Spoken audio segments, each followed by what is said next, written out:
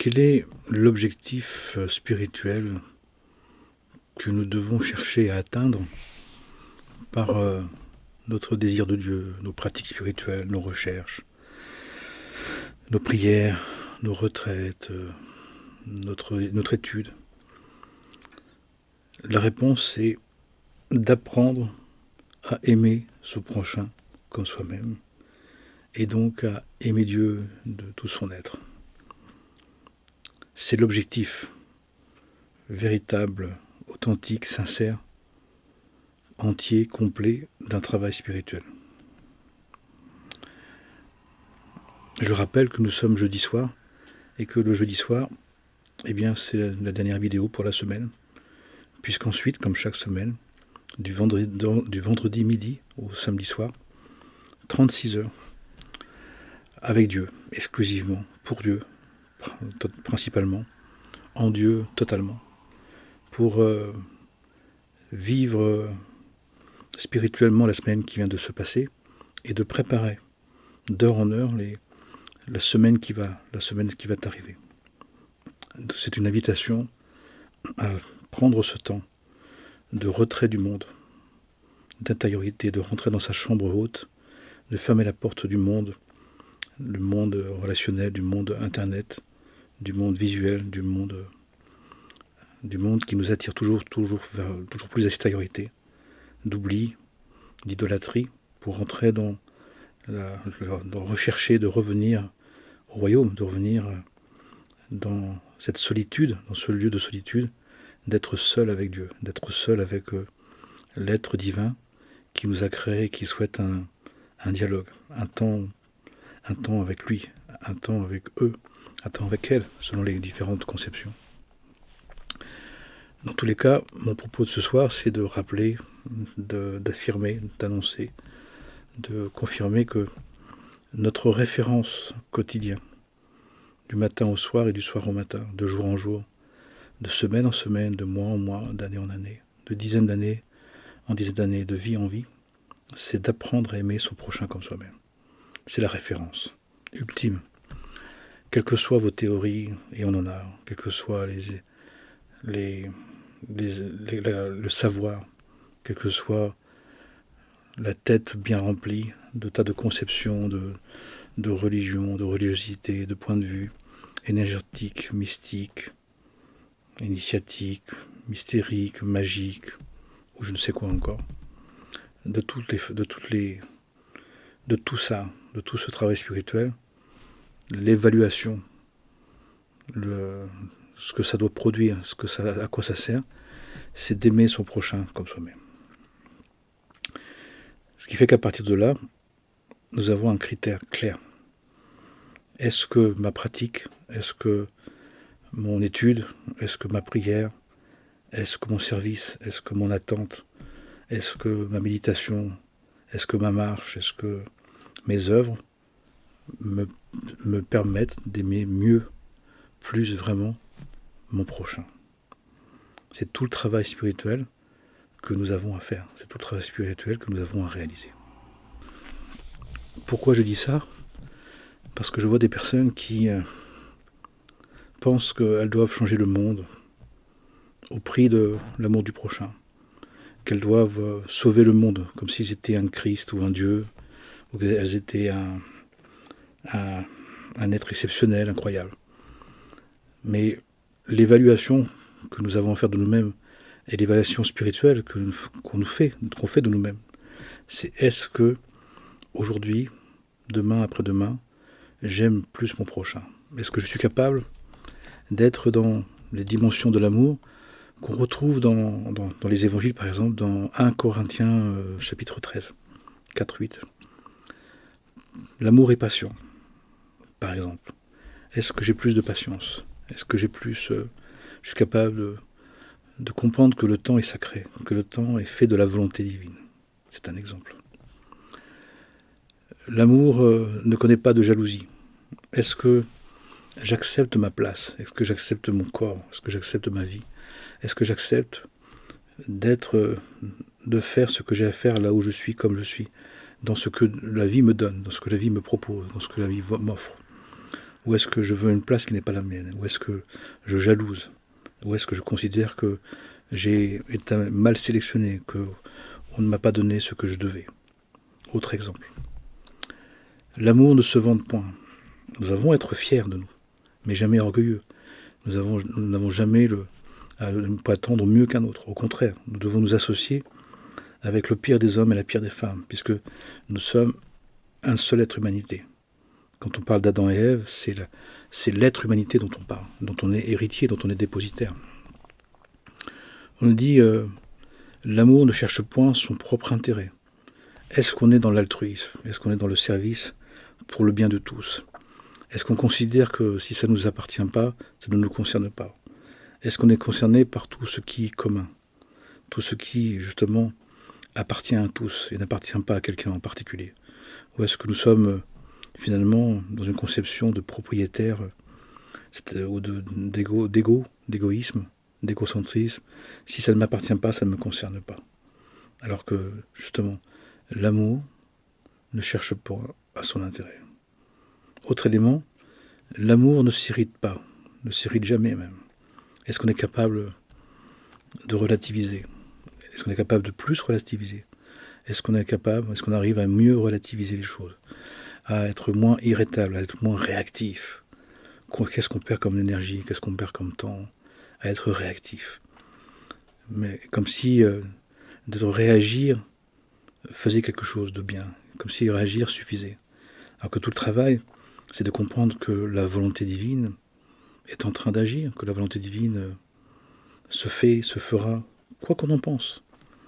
Donc ne pas s'irriter, c'est d'accepter que le monde se passe comme Dieu veut. Le monde se réalise comme le divin veut.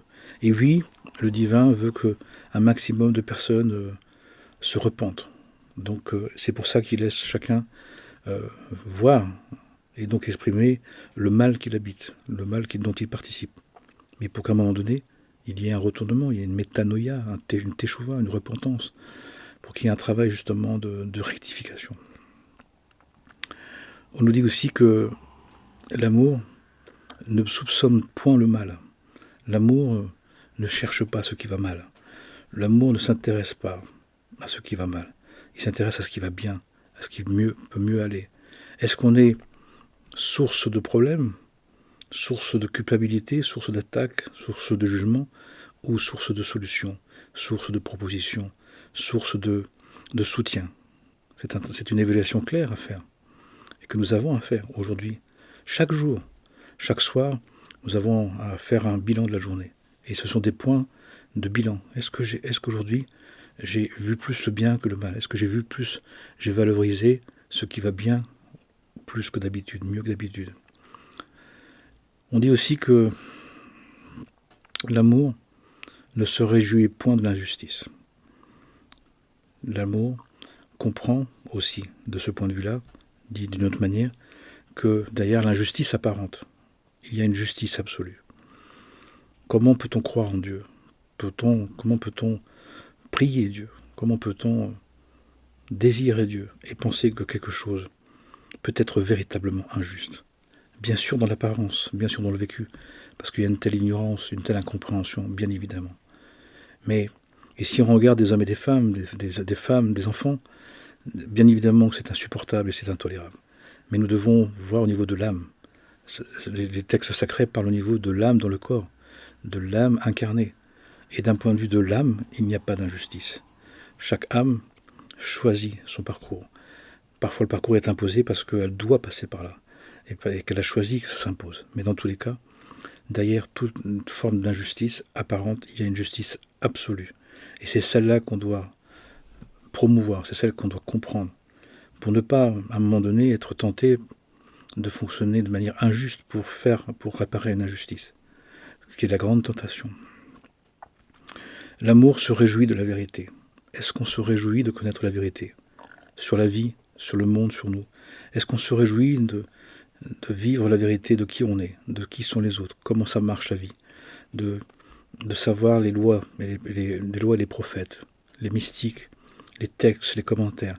Est-ce qu'on se réjouit que la vie nous apprenne à vivre en vérité, je suis et le chemin, la vérité, la vie. Ou est-ce qu'on recherche notre vérité? Est-ce qu'on recherche à avoir, à obtenir comme on veut, comme on a décidé, comme on souhaite? Il ne faut pas s'étonner qu'à un moment donné, dans ces circonstances, que ce que l'on souhaite, si ce n'est pas juste, eh bien qu'à un moment donné, ça ne va pas aller. Mais on sait aussi que la vérité spirituelle, elle est amère. Laisse les morts enterrer les morts, c'est dur. Suis-moi, suis-moi. Qui est ma soeur, mon frère, ma famille? C'est celui qui vit de la parole, de la parole de Dieu. Ma vraie famille spirituelle, ma famille d'âme, elle est là. Le jeune homme riche, tu es presque parfait, mais maintenant vends tous tes biens. Maintenant viens, suis-moi. Laisse le monde. Tu ne peux pas choisir le monde et Dieu, tu dois faire un choix. La vérité, c'est qu'on doit choisir. On ne peut pas servir deux maîtres. Où on en est par rapport à ça? Ou est-ce qu'on en est toujours dans du psychologique, du psychospirituel, de l'associatif, d'associer les choses, de vouloir composer entre le monde et Dieu? On nous dit clairement dans tous les textes que c'est impossible. C'est pas facile à décider, c'est pas facile. Et décider, c'est de redécider. On ne décide pas une fois pour toutes. Chaque jour, on redécide. Chaque matin, quand on se lève, on redécide. Le soir, le jour spirituel commence à 18h. Le soir, à 18h, on se prépare à la nouvelle journée. Et puis on se couche en décidant de suivre le divin. Et on se lève en disant, je décide de me lever pour te re-suivre. Je re-signe pour aujourd'hui. C'est clair et net que c'est un effort constant, répété, réaffirmé, reconduit, de toute façon. Et c'est totalement nécessaire. C'est une consécration, c'est un engagement, c'est une décision de prendre ce chemin et de ne pas y revenir, de ne pas se détourner ou de revenir en arrière. L'amour aussi, il est contentement. Est-ce qu'on se contente de la vie qu'on a? Est-ce qu'on apprécie vraiment ce qu'on a? Est-ce qu'on bénit ce que l'on a? Est-ce qu'on comprend que ce qu'on a, on nous le met à disposition, on nous le prête, et qu'en un instant, tout peut s'arrêter? Est-ce qu'on tremble de ça? Est-ce qu'on est dans une révérence, dans une sainte crainte, qui fait qu'on sait que les choses ne sont pas dues, que les choses ne sont pas normales, que les choses ne sont pas sûres et certaines, parce que tout appartient à Dieu. L'amour aussi, il ne demande pas de retour. Où on en est par rapport à ça? Est-ce qu'on est toujours dans l'affect? Est-ce qu'on est toujours en train d'attendre une récompense, une reconnaissance, une affection? Ou est-ce qu'on comprend que l'amour de Dieu doit remplacer et doit nous suffire? Plus on y va. Ce qui fait aussi que on peut apprécier l'amour d'un être, l'amitié, l'amour, les relations de bienveillance. Mais on sait aussi que on n'a pas à attendre tout de ça. On n'a pas à attendre que ça suffise. On n'a pas à attendre que ça soit rendu. On n'a pas à attendre que ça soit. Si l'autre il a envie, il offre. C'est une offrande, le temps que ça s'offre. Mais il n'y a pas d'obligation, il n'y a pas d'imposition, il n'y a pas d'attente normale. Il me doit. Les êtres ne nous doivent absolument rien. Quoi qu'on ait fait. Que ce soit nos compagnes, nos compagnons, nos maris, nos femmes, nos parents, nos enfants, nos frères et sœurs, nos amis, qui on veut. Ils ne nous doivent rien et on ne leur doit rien du tout. L'amour aussi prend un témoin Dieu. Est-ce que je prends un témoin Dieu de ce que je fais? Que je sois compris ou pas des autres, que je sois aimé ou pas des autres, que je sois satisfait ou pas des autres, que je sois entendu. Est-ce que je prends Dieu à témoin? Seigneur Dieu, est-ce qu'on peut prendre Dieu à témoin de ce qu'on fait? Est-ce qu'on peut se mettre devant Dieu en disant, Seigneur, tu connais mon cœur mieux que moi, tu sais que je suis sincère, je suis peut-être maladroit, je suis inconstant, je suis idiot, je suis parfois agressif, je suis parfois violent, parfois je suis méchant, parfois je suis menteur.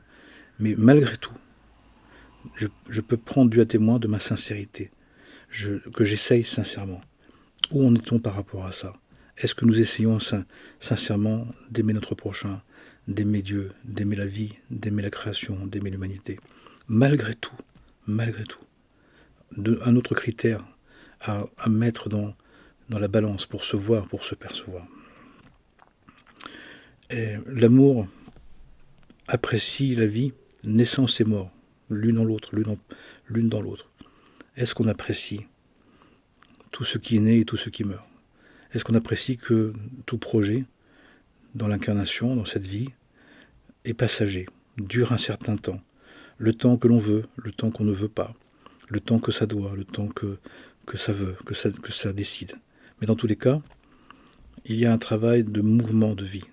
Est-ce qu'on apprécie, est-ce que c'est dans cet amour, est-ce que l'amour qu'on a pour la vie, pour Dieu, pour le monde, pour l'humanité, la création, pour l'autre, pour son prochain et pour soi, fait qu'on est capable d'apprécier le mouvement, le changement, que les choses ne soient pas toujours pareilles, que c'est pas tous les jours dimanche, comme on dit, mais c'est pas non plus tous les jours jeudi. Chaque jour est un jour particulier. Est-ce qu'on est capable de ça? Est-ce qu'aussi on a l'amour de l'épreuve? Est-ce qu'on aime l'épreuve? Est-ce qu'on sait que sans épreuve, il n'y a pas d'avancement? Que nous sommes là pour être défiés, pour être mis en situation qu'on a choisie? Est-ce que nous savons que notre âme divine, pas notre personnalité, a choisi toutes les épreuves qui lui arrivent, toutes, sans exception, et que Dieu nous donne la force de les vivre? Mais la force, c'est une force d'acceptation, au lieu que ce soit une force de résistance. C'est une force d'appréciation, au lieu que ce soit une force de refus.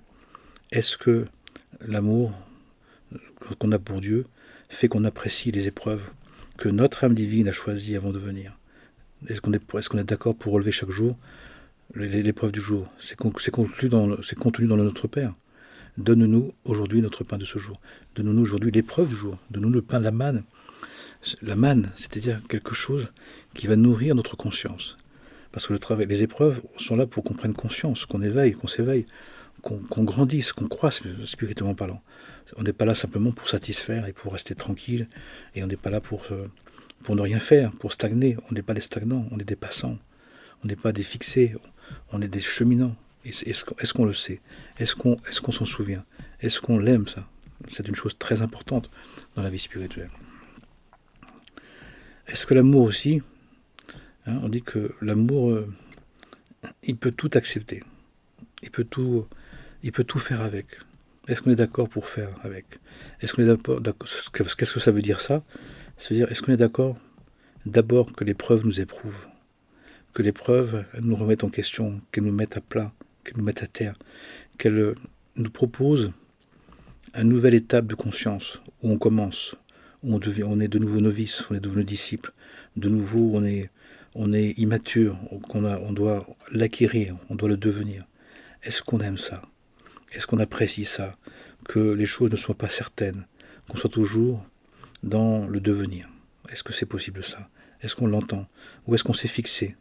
Est-ce qu'on s'est fixé des limites? Est-ce qu'on s'est fixé dans un cadre, dans une manière d'être, dans une manière de faire?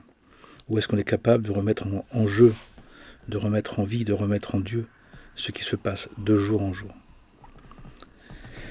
Tout ça pour dire que l'essentiel du travail spirituel, la valeur de tout le travail spirituel qu'on fait, c'est est-ce que tu aimes ton prochain? Est-ce qu'on aime notre prochain mieux et plus, c'est vraiment? Et est-ce qu'on aime Dieu, donc son prochain, et donc la vie, et donc la création, et donc l'humanité? Ce qui fait que c'est un ensemble, c'est une main, c'est une quinte, une sainte quinte. Où on en est par rapport à ça? C'est ça la bonne évaluation de notre pratique. Après, vous prenez ce que vous voulez, les prières que vous voulez, les textes que vous voulez, les théories que vous pouvez, religieuses, psychologiques, psychospirituelles, initiatiques, psychanalytiques, mystiques, énergétiques, ce que vous voulez. Mais l'essentiel, c'est quand tu dois aimer, tu aimes. Quand tu dois être humble et modeste, est-ce que tu l'es? Quand tu dois être sans des poussières, quand il y a un événement, est-ce que tu sais que c'est Dieu qui frappe à ta porte pour te faire grandir? Ça, c'est l'essentiel. Le reste, c'est du blabla. Le reste, c'est ce qu'on veut. Et dans cette idée des choses, il faut savoir qu'il y a des questions qui deviennent inutiles. Il y a des réflexions qui deviennent inutiles. Il y a des personnes qui m'interrogent ou qui s'interrogent sur des sujets internationaux, géopolitiques, de la création, du monde, des temps. Bonne planque pour ne pas aimer son prochain, même pour le détester, puisque ça fait venir en nous des haines gratuites, des ruminations, des amertumes, des colères, des haines. Alors que comme si on avait les moyens de nous en occuper. Le monde appartient à Dieu et à son Messie, appartient à Dieu et à ses intermédiaires, à ses envoyés. Et c'est bien suffisant. Laissons-lui sa création et son humanité. Nous, on doit nous occuper de notre monde. On doit s'occuper de grandir spirituellement. On est dans une pépinière divine. Nous sommes des êtres divins en devenir. Nous avons à nous occuper de grandir, de devenir des arbres vivants, des arbres cheminants, des arbres marchants, capables de vivre en contact avec la terre, c'est-à-dire avec la conscience de la présence de Dieu en permanence. Sachons-le. Est-ce que c'est le cas? Ou est-ce que nous sommes dans des délires mystiques, dans des délires mystériques, dans des délires magiques, où on voudrait réadapter le monde? Est-ce qu'on est dans le délire d'être un Messie, d'être un Dieu vivant, d'être un Marvel, d'être quelqu'un d'exceptionnel? J'en vois beaucoup, des personnes. Ça s'appelle l'ego spirituel. C'est une grande tentation. Mais la vie ne cessera pas de nous remettre à notre place et de dire travaille dans les 4 coudées de ta vie, dans les 4 dimensions. Travaille de là, dans ta zone d'influence. Travaille, œuvre là où tu peux. Et là où nous sommes, avec les personnes avec qui nous sommes, c'est là où nous devons aimer, que nous devons vivre en Dieu, par Dieu, avec Dieu. Et c'est bien suffisant. Bien sûr que le monde va où il doit aller. Dieu s'en occupe parfaitement bien. Combien de personnes fonctionnent dans la vie spirituelle comme si Dieu avait manqué, comme si Dieu n'était pas présent, et tout en priant Dieu, comme si Dieu avait manqué, comme si Dieu ne faisait pas le boulot. Et pendant ce temps-là, ça justifie tous les manquements dans la pensée, dans la parole et dans les actes, dans la relation. Mais ça marche pas comme ça. C'est difficile d'accepter ça, c'est difficile de rester dans la dynamique de la petite vie que nous avons, de la vie dans le petit terrain. Mais comme on dit, par chez moi, il vaut mieux un petit chez soi qu'un grand chez les autres. Il vaut mieux s'occuper de ce dont on a la responsabilité. Tout simplement parce que c'est là où on peut vraiment agir. C'est là où on peut approfondir, c'est là où on peut apprendre à aimer. Et nous sommes venus ici pour aimer, pour apprendre à aimer. Et quand nous serons capables d'aimer comme à la ressemblance du divin, quand ce sera de l'image à la ressemblance du potentiel à l'accomplissement, il nous donnera les moyens de créer. Mais pas avant, sachons-le. Donc, l'essentiel, le vital dans les temps actuels, au lieu de s'affliger pour l'état du monde alors qu'on ne peut rien du tout, au lieu de s'affliger pour ce qui se passe à l'autre bout du monde alors qu'on ne peut rien faire, occupons-nous là où on en est, de voir comment aider, comment aimer comme Dieu nous aime. Aime ton prochain comme toi-même. C'est-à-dire, aime-le avec ses penchants, aime-le dans la conscience de ce qu'il est vraiment, apprécie-le comme il est. Évite toutes les formes de médisance, de calomnie, les formes d'attaque, les formes de mauvaise considération, tout simplement. C'est bien suffisant. On a suffisamment, là où on est, on a suffisamment de choses à faire pour s'en occuper pleinement pour une vie, largement pour une vie. Mais bien évidemment, on est ailleurs, on est là-bas, on est là-haut, on est avant, on est après. Et ce sont simplement des évitements qui, sur le chemin spirituel, expriment des orgueils spirituels, des vanités spirituelles, des prétentions spirituelles, qui ne peuvent pas marcher. Hildegard de Bingen appelle ça des éclipses spirituelles. D'autres appellent ça des vanités spirituelles. Ça s'appelle aussi de la vaine gloire. Évitons à tout prix la vaine gloire. Comment? En étant omnubilé par l'amour du prochain. C'est tellement difficile, c'est tellement éprouvant, c'est tellement accaparant dans les 4 coudées, dans la dimension du temple qu'on est, dans l'espace de conscience où on se trouve, c'est très suffisant. Et arrêtons de vouloir être qui on n'est pas, arrêtons de se prétendre capable de changer le monde, alors là on est bien incapable. On ne fait qu'alimenter le conflit, l'amertume, la haine, la guerre. C'est pour ça que c'est aussi fort actuellement, parce qu'on ne se concentre pas suffisamment sur l'essentiel. Mais effectivement, ça ne se voit pas. Effectivement, c'est pas grandiose. Effectivement, c'est pas démonstratif. Effectivement, personne ne le voit. Mais de garder son peuple. Mais Dieu le voit. Et ça doit être l'essentiel. C'est pour ça l'amour prend Dieu à partie. Seigneur, tu sais, dans mon cœur, je hais pas. Dans mon cœur, je n'haïs pas. Dans mon cœur, je ne médis pas. C'est l'essentiel. Notre référence, c'est le regard de Dieu. C'est tout. Pas autre chose. Et c'est comme ça qu'on sera sauvé. C'est comme ça qu'on va vraiment s'accomplir. Sachons-le. Je souhaite à chacun et chacune de s'accorder un temps de retrait monacal, hebdomadaire, pour justement se ressourcer dans la présence du divin, auprès du Dieu éternel, un unique, universel, infini, éternel, le Dieu Père Sagesse, c'est le Dieu Mère Intelligence, Mère Compréhension, qui donne la véritable connaissance de soi, du monde, de Dieu, de la vie, des hommes, de la création, qui s'appelle aimer. Aimer, aimer, aimer. Amen et Amen.